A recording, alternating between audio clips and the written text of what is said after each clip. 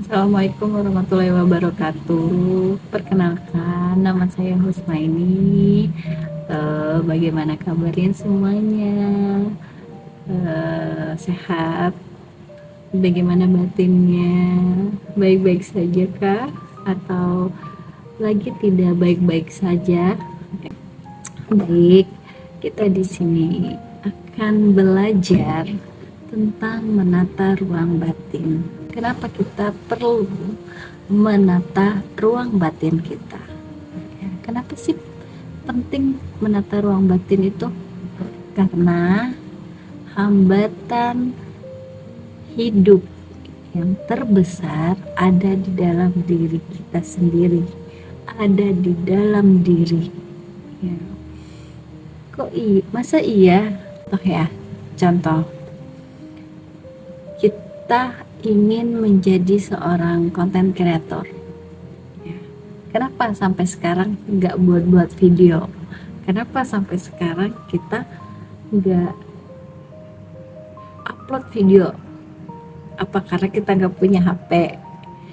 Apa kita nggak tahu harus ngedit di mana?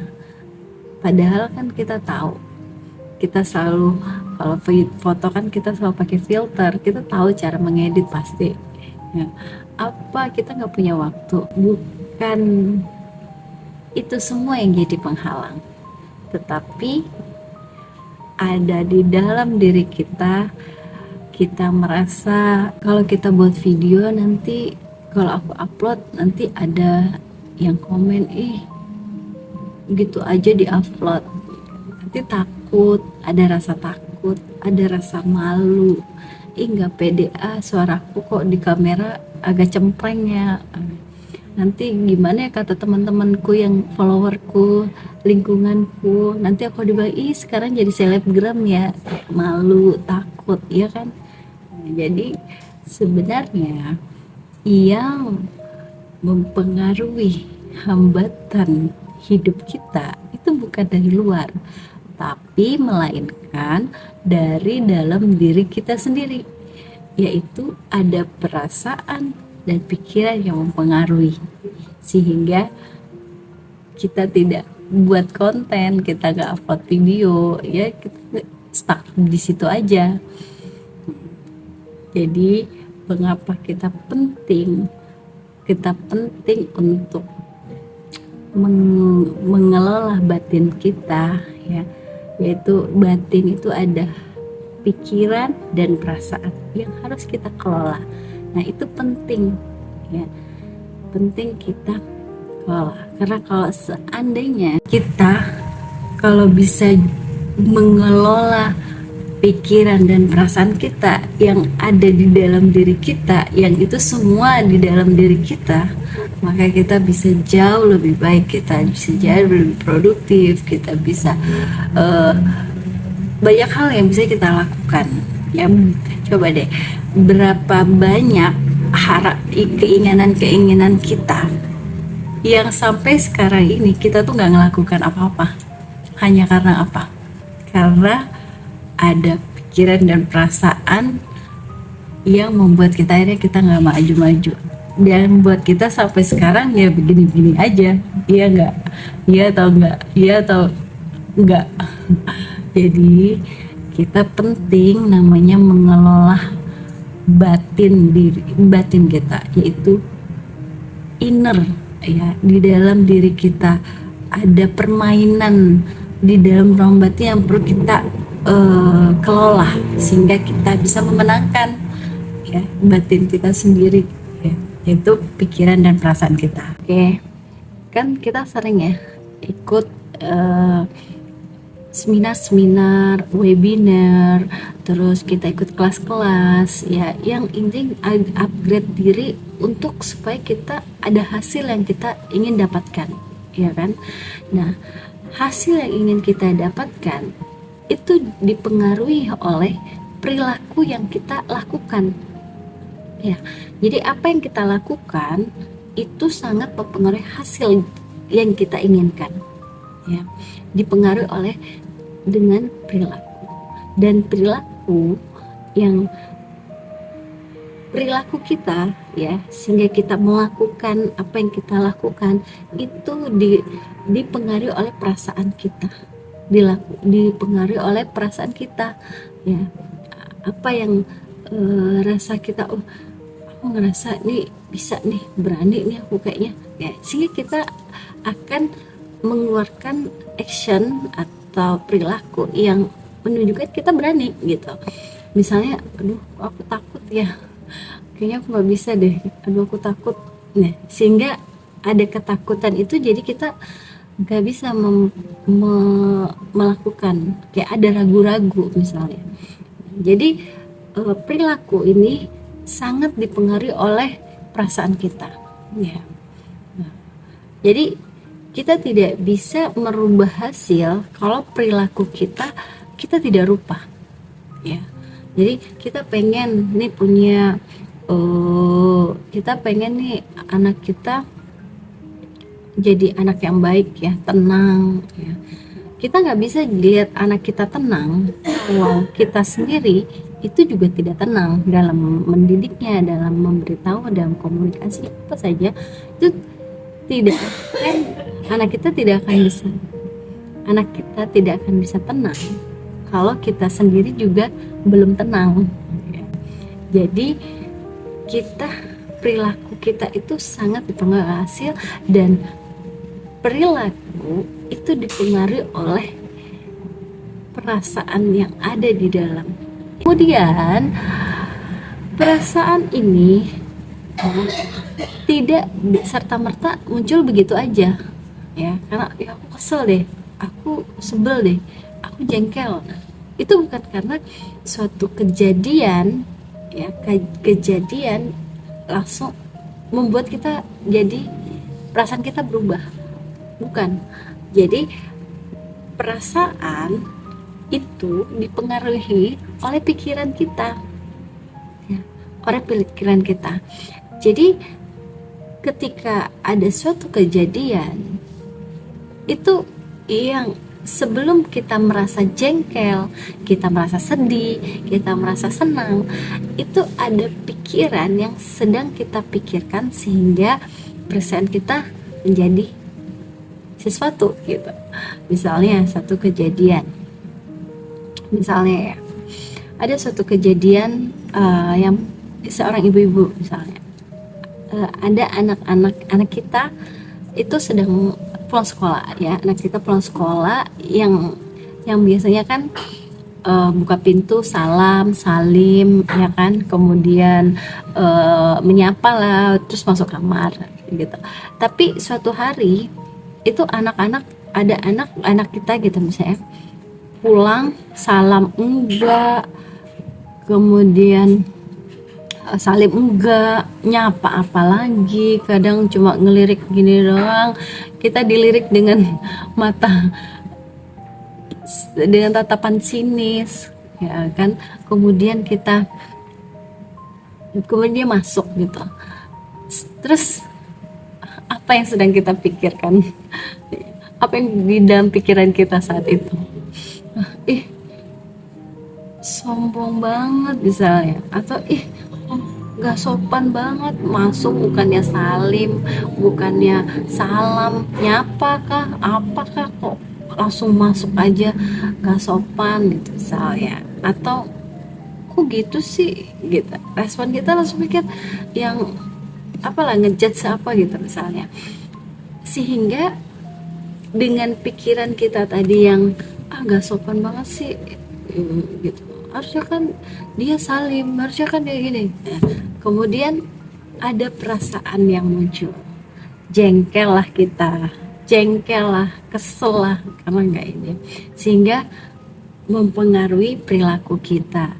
Kita juga jadinya jadi sentimen, yang tadinya mau ngasih makanan yang terbaik jadinya udah dia kayak gitu misalnya, jadi ikutan ngambek juga misalnya. Akhirnya perilaku kita sudah tidak karena kita jengkel, jadi kita masak misalnya, kita sambil masak tadi ya, masaknya jadi yang nggak langsung seadanya aja masaknya, udah yang tadi mau masak macam-macam, ya udah goreng telur aja buat dia. Orang dia kayak gitu kelakuannya misalnya, ya itu karena pikiran yang sentimen tadi ya, yang itu pikiran yang memikirkan itu tadi, sehingga jadi perasaan kita kesal, kita pikir dengan pikiran yang berbeda, pikiran yang lain. Tadi kan kita berpikir bahwa ih nggak sopan kok masuk ke ini, nggak saliman kok masuk nggak salam gitu. Jadi kita berpikir dengan pikiran yang lain, misalnya oh anak aku lagi capek kali, mungkin tadi di sekolah banyak pelajaran yang buat dia jadi nggak mood, akhirnya dia ya biarlah nggak apa-apalah, dia istirahat dulu aja. Sehingga dengan berpikir yang seperti itu, perasaan kita bagaimana? Jauh lebih tenang ya, jauh lebih tenang. Oh ya udah, kita relax juga. Kita yang tadi kita lagi masak ya, kita tetap masaknya dengan enjoy, dengan enak gitu ya, tanpa harus ya pokoknya kita lagi enak aja lah masak perasaan kita, karena kita berpikir ya udah nggak apa-apa, karena mungkin anakku lagi capek ya, mungkin anakku lagi banyak tekanan tadi di sekolah karena tugas-tugasnya ya, jadi kita juga jadi hati kita juga tenang juga gitu. Jadi mempengaruhi perilaku kita, sehingga yang ingin saya ralat tadi, bahwa perilaku itu sangat dipengaruhi oleh perasaan.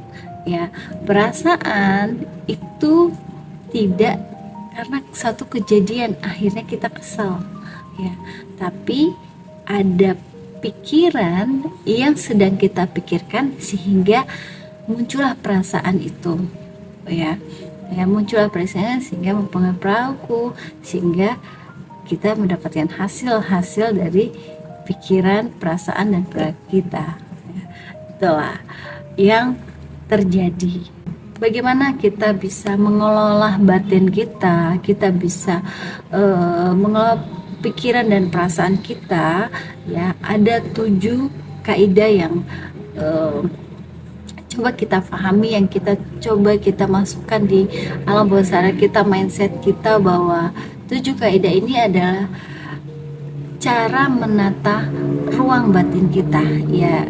Ya basicnya ruang batin, mengelola ruang batin ya 7 kaidah ini ya, 7 kaidah ini ya. Coba apa saja ya? Yang pertama adalah, yang kaidah pertama ya, manusia itu diberi kemampuan untuk memilih pikiran ya.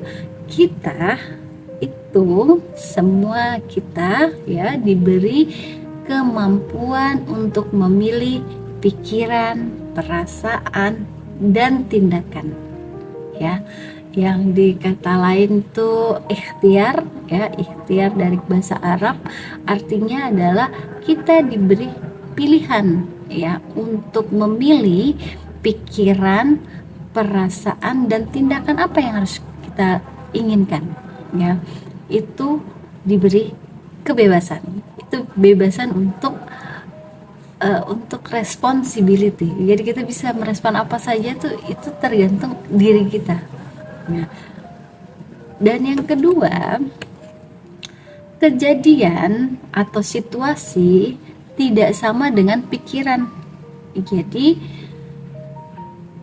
suatu peristiwa, suatu kejadian itu tidak sama dengan pikiran kita ya. Bukan kejadian yang mempengaruhi perasaan kita, melainkan apa yang kita pikirkan tentang kejadian tersebut. Jadi suatu ada kejadian ya, ada anak mecahin kaca misalnya, gelas ya, kita bisa ada muncul perasaan marah ya, kita kesel, jengkel ya, sehingga kita cubit anak kita tuh. Itu sebelum dari kita cubit, sebelum kita jengkel, itu ada pikiran yang kita pikirkan, aduh aku harus beli gelas lagi misalnya, aduh gelas kesayanganku pecah, aduh ini kan aku dapatnya cuman pas hadiah ulang tahunku misalnya, sehingga ada respon itu yang seakan-akan itu penting dan tidak bisa dibeli lagi, sehingga kita kesal, kita marah. Nah, marah itu mengeluarkan tindakan kesal, kita menyubit anak. Jadi bukan kejadian itu yang membuat kita jadi marah, ya, tetapi pikiran itu, ya, pikiran itu yang buat kita jadi kita marah gitu. Seandainya gue oh pecah, ya udah nggak apa-apa, nanti satu hari nanti kita beli lagi. Misalnya oh ya udah nggak apa-apa, kaca kesayangan aku pecah, mungkin aku akan mendapatkan kaca yang lebih baik lagi, gelas yang lebih baik lagi kali, mungkin aku akan dapat hadiah yang lebih baik lagi, makanya ini pecah, ya udah nggak apa-apa. Jadi respon kita juga jadinya ya udah nggak apa-apa, kita bersihkan aja, sesimpel itu jadi responnya gitu. Tenang, karena kita memikirkan pikiran yang menenangkan juga memang gitu. Jadi sangat mempengaruhi pikiran. Jadi kejadian itu tidak sifatnya netral ya, netral. Jadi tidak mempengaruhi apa-apa, tidak mempengaruhi perasaan kita.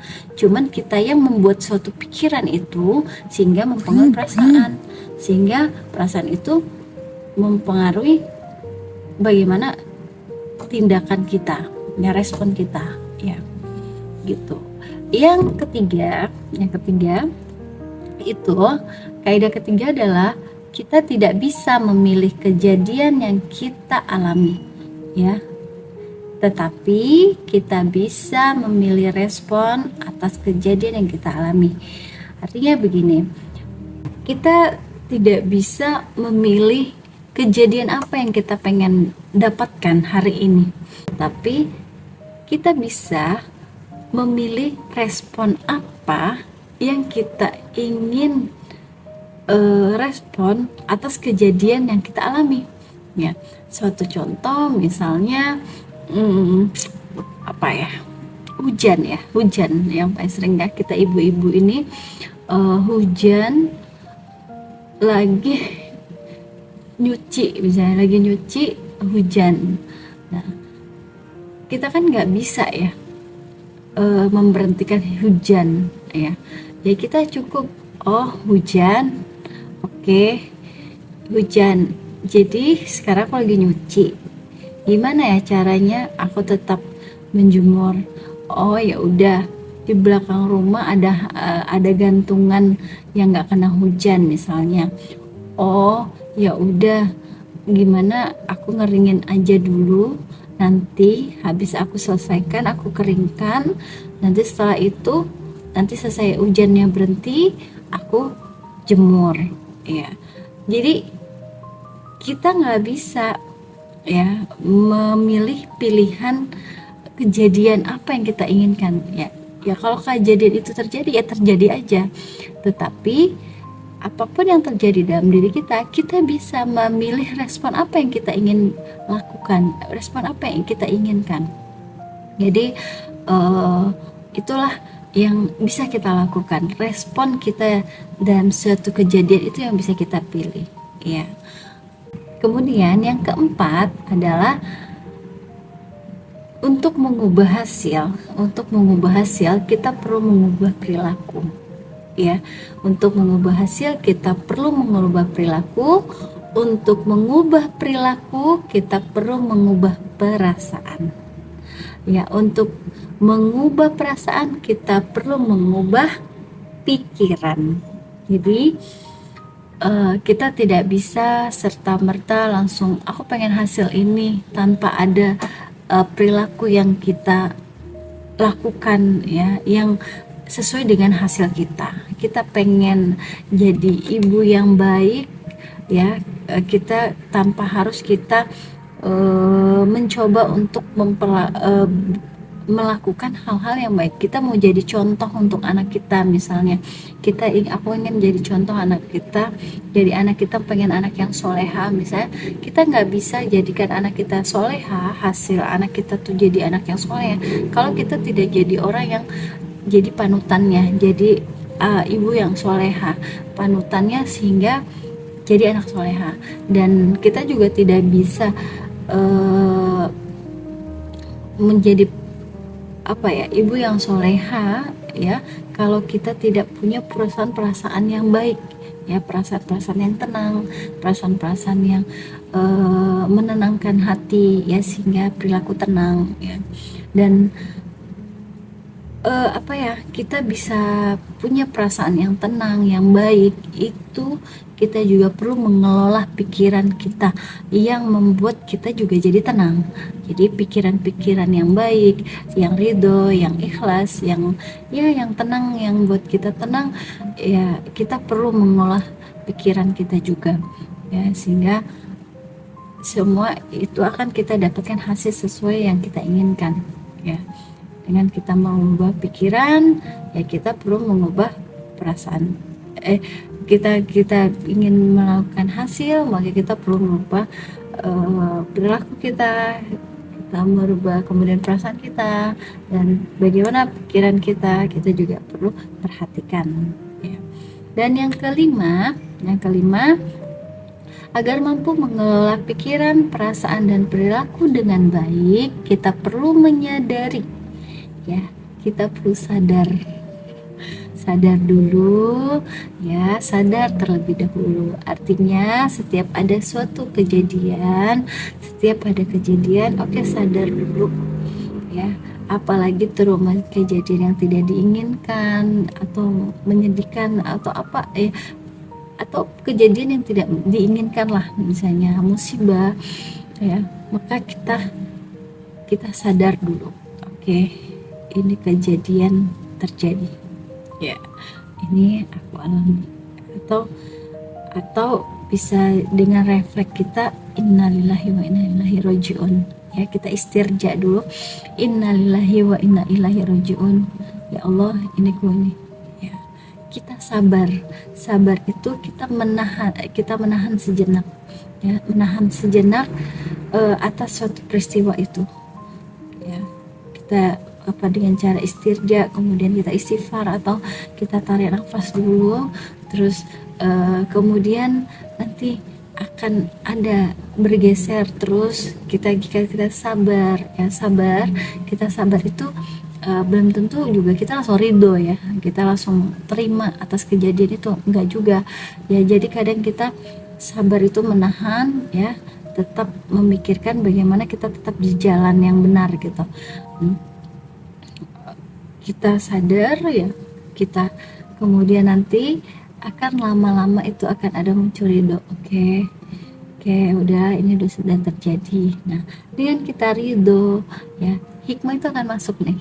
Kenapa sih ini terjadi ya? Jadi sudah akhirnya muncul, oh ternyata dengan kejadian ini aku begini ya, alhamdulillah, syukur kejadian itu ada, kalau enggak aku enggak kayak gini. Nah, sehingga ada hikmah yang muncul, dan disitulah muncul rasa syukur ya, alhamdulillah ya, dengan kejadian itu aku jadi begini gitu. Dan alhamdulillah, yang tadinya itu nyesakin hati karena kita berusaha sabar, kemudian akhir ada muncul rasa ridho ya, ada perasaan ridho ya, kemudian bersyukur. Dimulai dari apa ya? Pikiran itu kita kelola.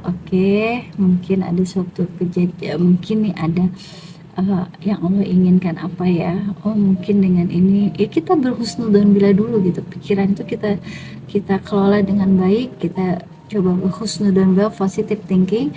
Dengan itu nanti akan muncul perasaan yang baik dan respon yang baik. Dan yang keenam adalah, meskipun hasil ya bisa dipengaruhi oleh perilaku, namun kita tidak bisa sepenuhnya mengendalikan hasil-hasil yang kita ciptakan dalam hidup. Artinya begini,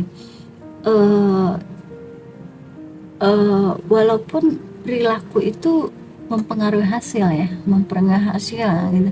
Tapi tidak tidak sepenuhnya, kita tidak punya sepenuhnya bilang oke, dengan aku bersikap baik semua akan baik-baik aja, semua hasilnya gini ya. Misalnya gini, oke, aku sudah perbaiki pikiran, perasaan, dan perilaku sehingga hasilnya omset aku bisa naik dengan keinginan aku.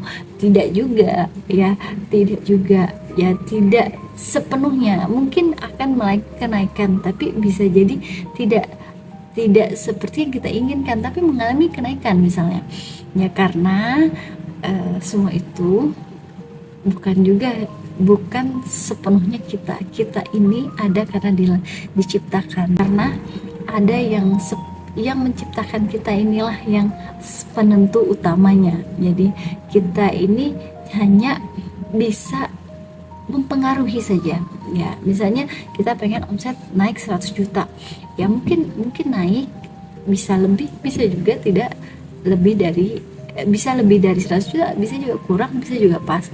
Tapi mungkin ada ngalami kenaikan tapi tidak sesuai, mungkin sesuai keinginan kita, atau bahkan lebih dari itu ya kan? Dan yang ketujuh adalah jangan mengandalkan diri sendiri dalam mengelola pikiran, perasaan, kemudian perilaku yang kita inginkan, tapi mintalah tolong sama pemilik yang membolak-balikkan hati ya. Ingat ya, kita ada karena kita diciptakan, artinya kita ini punya pencipta ya. Kita ini ada karena diciptakan, jadi kita punya pencipta ya, dan itulah yang kita minta ya sama yang menciptakan kita, bahwa kita minta tolong bagaimana kita mengolah pikiran kita dengan baik, terus kita mengolah perasaan kita dengan baik, bagaimana kita bisa berperilaku merespon suatu kejadian itu jauh lebih baik ya. Karena kita perlu ya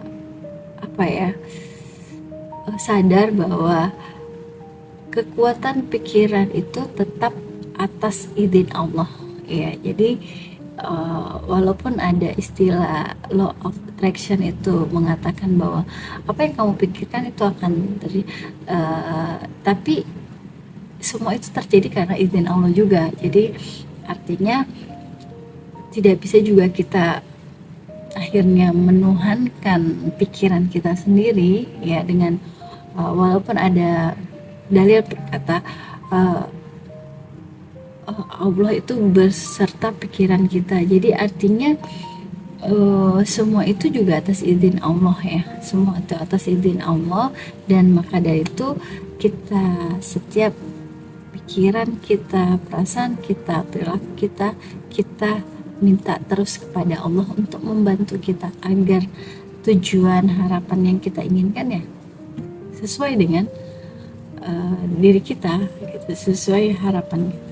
Misalnya ya Allah, ada yang suatu kejadian, ya Allah tolong aku, kasih aku pikiran yang baik, pikiran apa yang harus aku tentukan ini ya, misalnya gitu kan. Aduh kejadian, pikiran apa yang harus aku pikirkan ini, oh yaudah, nanti Allah akan kasih ilham yang oh ya ternyata aku harus begini, sehingga turunlah perasaan, kemudian kita responnya ya Allah berikan aku misalnya akhirnya kita sedih gitu ya kan, kita sedih atas ya Allah aku sedih, aku sadar dulu ya Allah, aku sedih, aku merasa pikiran begini, ya Allah berikan aku pikiran yang baik. Allahumma alhimni rusydi wa a'idni min syarri nafsi, berikan aku pikiran-pikiran yang baik sehingga aku bisa merespon suatu kejadianmu dengan baik gitu. Jaga akhirnya bisa ridho, bisa ikhlas ya, akhirnya dapat rasa syukur atas kejadian yang menimpa pada kita setiap harinya ya, begitu ya. Oke. Itulah 7 kaidah yang perlu kita tanamkan di dalam pikiran kita, bahwa agar kita tuh bisa dengan refleks atau menjadi otomatis dalam diri kita bawa, oh setiap ada kejadian kita berpikir secara otomatis, oh, oke, aku bisa memilih pikiran, oke, aku bisa merespon, aku bisa memilih respon apa, sehingga kita menata ruang batin ini dengan enak gitu, kayak menyusun puzzle. Oke, ini ada matanya, kita tersusun gitu. Begitu juga oh oke, aku nggak perlu pusing untuk bekerja keras sendiri. Ada Tuhan, ada Allah yang membuat tubuh ini, maka ya udah minta aja tolong sama Allah, ya Allah gimana ya, aku lagi ruwet pikiran yang aneh-aneh, misalnya pikiranku yang buat aku tuh sedih sendiri gitu. Jadi ya Allah tolong kasih aku ilham pikiran apa yang harus aku pilih atas kejadian ini. Bahkan kita cukup bilang, ya Allah tolong aku, dengan kadang kita berucap tolong aja Allah sudah tolong, dengan padahal nggak bicara, nggak menjelaskan secara detail, tapi dengan ya Allah tolong aku, Allah itu juga sudah kadang dengan sendiri memberikan jalan keluar gitu ya. Jadi jadi silahkan dipraktekkan 7 ini, ditanamkan benar-benar dalam pikiran kita, supaya kita dengan otomatis bisa menata ruang batin kita dengan mudah ya, menata ruang batin, menata pikiran, perasaan, kemudian respon apa yang kita inginkan itu dengan mudahnya, dengan gampang, dan kita bisa refleks gitu dengan otomatis. Kalau ada kejadian, oke, langsung dengan otomatis gitu ya, dengan 7 jurus itu, dengan 7 kaidah gitu ya. Oke, terima kasih sudah menonton video ini sampai selesai ya. Semoga video ini bermanfaat. Jika kalian senang ya, bisa like, komen, dan share ya video ini. Dukung video aku ya, agar aku bisa memberikan konten-konten yang bermanfaat next video ya. Terima kasih. Mohon maaf jika dalam aku memberikan konten tadi penjelasannya banyak kata-kata yang susah dipahami atau teratur ya, karena ini adalah video pertama aku, jadi mohon dimaklumi ya. Terima kasih. Assalamualaikum warahmatullahi wabarakatuh. Bye bye.